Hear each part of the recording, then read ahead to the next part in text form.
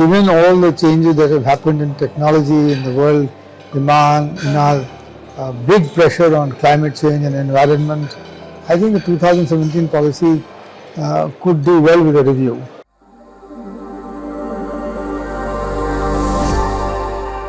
We are sitting on the sidelines of the mega event, BigMint India Ferris Week 2025. And I have with me a very, very special guest. But before that, I want to welcome you to BigMint Podcast. I'm Madhumita Mukherjee, Consulting Director in charge of Industry Relations at BigMint. And this is the mega event that we have all been waiting for.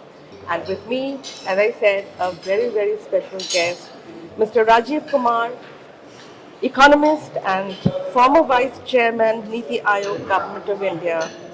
Sir, could you please say a few words about yourself?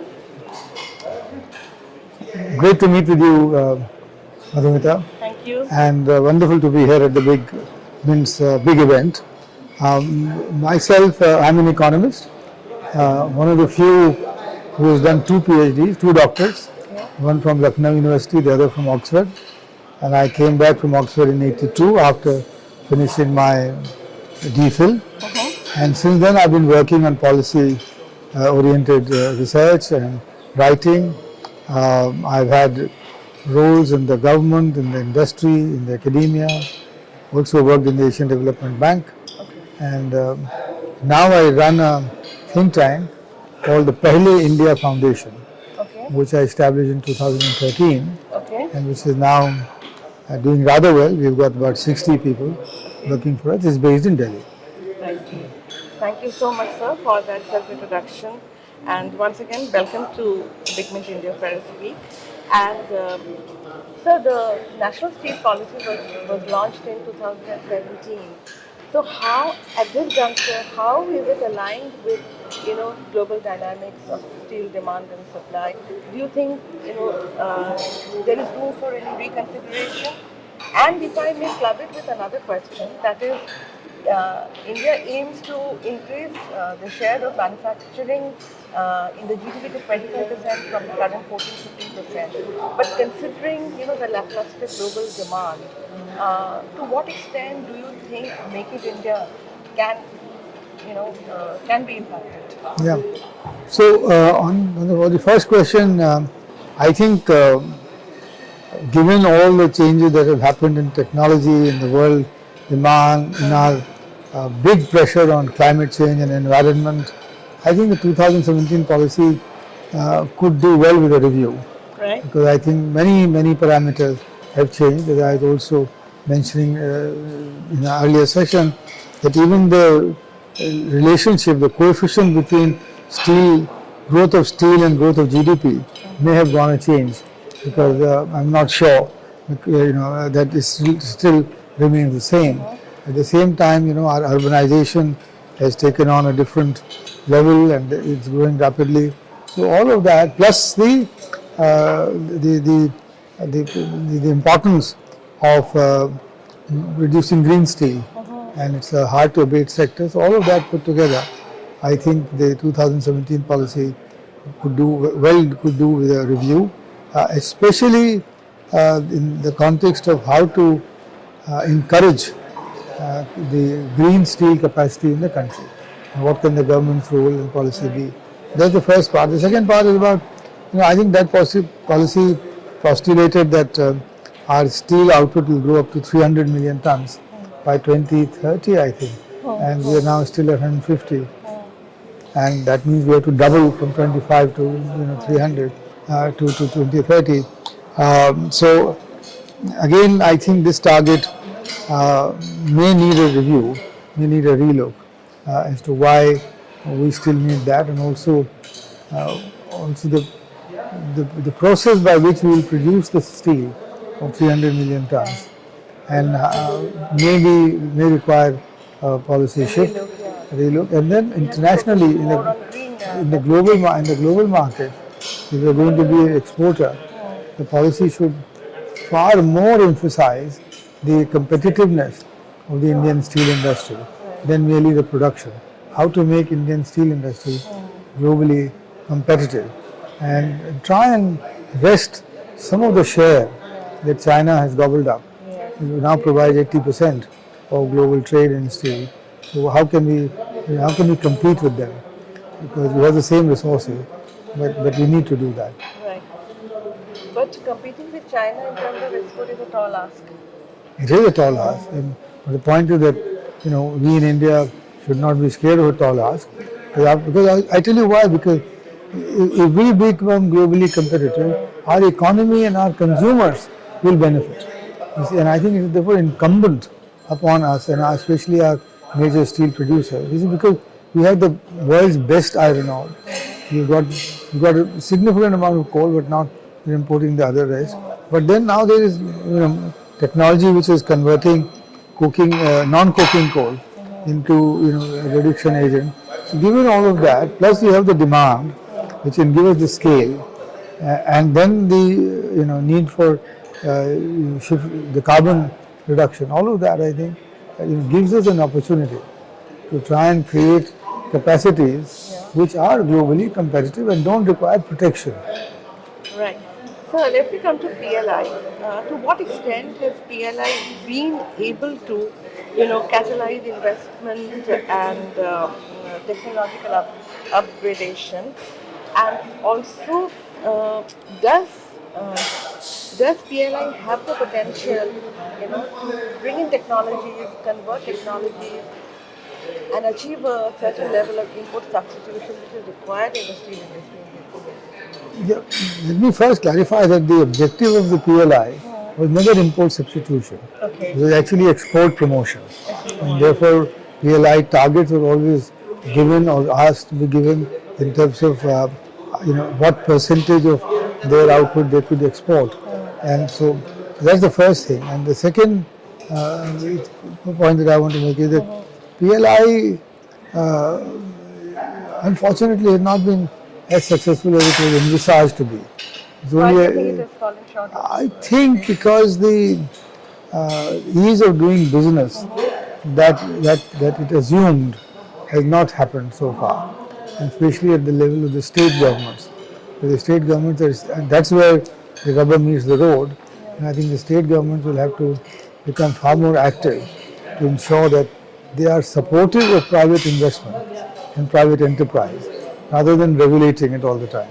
And I think that's the big change that I talk about in my book, titled Everything All at Once, which has just come out, which is that we need to now reimagine the public-private partnership in which the state, the government, changes its role completely from being a regulator to that being a promoter. But for that, the private sector will also have to play its role in terms of not taking the shortcuts, following the sort of the process which is required, and and abiding by all the by abiding by the, if you like, the planetary constraints in environment and in labor relations, etc. So both sides have to do this, and I think if that happens, PLI will become a success. So, what sort of policy would you advocate for bringing about raw material security in the steel sector, especially with regard to coking coal and iron ore? Well, I think the Anwar Hoda committee of 2006 or 7, I think, said that India has enough iron ore for 400 years of steel production. So that resource certainty is there already. And in fact, I have been of the view in the past that India should be exporting iron ore because it can create a lot of employment. You don't need to export all your best quality hematite, but actually the lower quality and the fines, etc. So that certainty is there. For the coking coal, we can tie up with offshore production facilities in Australia or in South Africa, which can then ensure the Not regular just supply. import, but have kind of a tie-up. And Production tie-up. mine there. Yes, And some steps have been taken in that regard.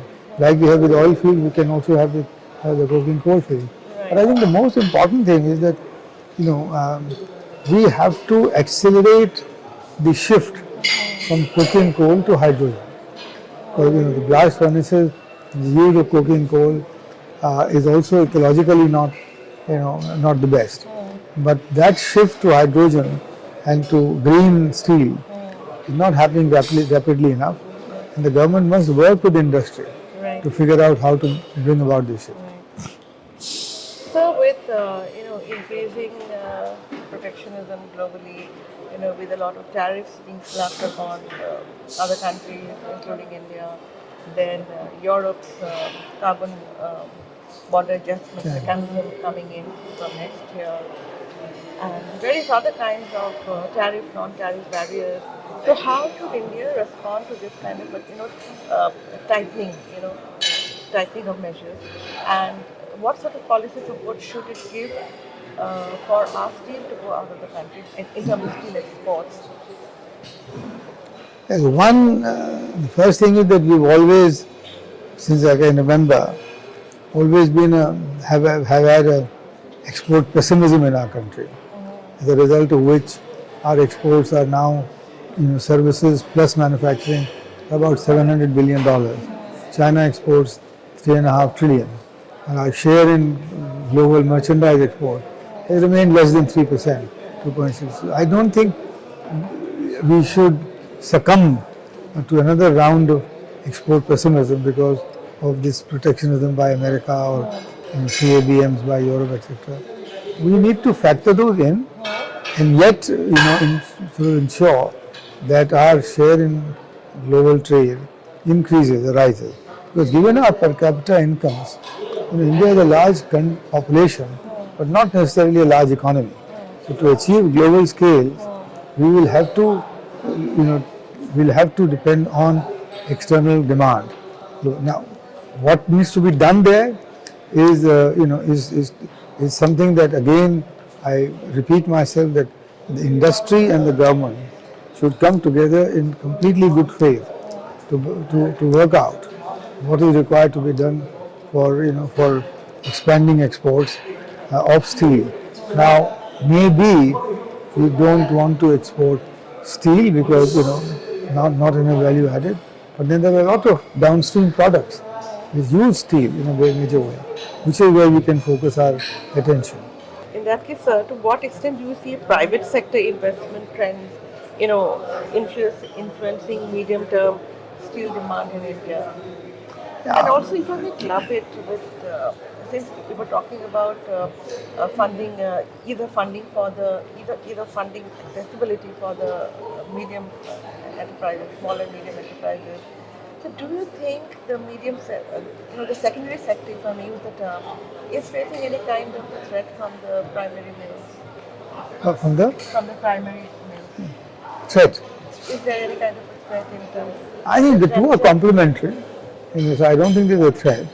I mean, no kind of cannibalism. I haven't looked at the industry deep enough, but I think the two sectors will remain in place and will coexist, continue to coexist. What you might need is also the secondary sector, maybe because of the smaller size, and they already use electric arc furnaces, etc., becoming greener than the larger sector. So their demand can, and if the government, for example, institutes a policy of procuring green steel, then the secondary sector can actually expand. And your first question was on. I forget. First part of the question was on. My first question was on to what extent do you see private investment? Yeah, see, the private investment has been rather tepid for the last couple of years, but that is I see a change there, and I see private investors, the credit growth in the banking sector is beginning to rise, and I see private investment is picking up, and ultimately the economy is driven or will be driven by private sector growth, for which private investment is the key. And therefore, my sort of song these days has always been that the government has to change its stance from being a regulator to being a promoter of private enterprise. So this country for centuries has been driven by a private sector, private enterprise, which thankfully does not take no for an answer. So under all circumstances it has grown and expanded, and we need to give them the space and the motivation to continue to expand. And if it does, steel demand will go up automatically. Pankaj. So, do you think that infrastructure demand will offset, the lull that we're seeing in export from? It cannot. So there are two different categories. Improvement in infrastructure which should help to expand exports. But exports, external demand is a must, because otherwise the whole domestic economy remains the same, whether it's infrastructure or or housing or so on. And that with the real growth will have to come from exports, and therefore we must devise. And there, by the way, in this organization that I am heading now, called the Pehle India Foundation, we are now developing state-specific export promotion policy. Okay. Because a pan-India export promotion policy means nothing at all. So what Punjab can export is not anywhere near the same as Tamil Nadu can or Bengal can. Because Punjab is a double landlocked state. So how would you export? Its access to foreign markets is much more difficult. So therefore, that is another aspect which Government of India should take, is to encourage states to have their own export promotion policy, and then maybe to even start a competition between the states as to who can grow the exports faster. So, what does the organization do? You formulate policies and do you propose these to the government? Sorry? Your What's that? think tank formulates policies and proposes Yes. these to the, recommend these to the government, To the state government. to the state government. But we are going much more with the state government than the central government. One message to BigMint India Ferris Oh. Week. Great work that you are doing. Hope that you will continue with even greater strength in going forward. And your vision of formalizing the informal commodity markets and have greater price discovery there, will, I think, will be a big boost to the Indian economy. And the sooner you can do it, and the larger you can do it, the better off you are. So, all wishing BigMint all the very best. Thank you, for sir. coming here. So we had Mr. Rajiv Kumar, economist and former Vice Chairman, NITI Aayog, Government of India, sitting here for a podcast, for a BigMint podcast with me, Madhumita Mukherjee, Consultant Director, Industry Relations. We were sitting on the sidelines of the BigMint India Ferris Week. Thank you so much. Thank you again, sir. Thank you, for giving us Madhumita. your time. Thank you.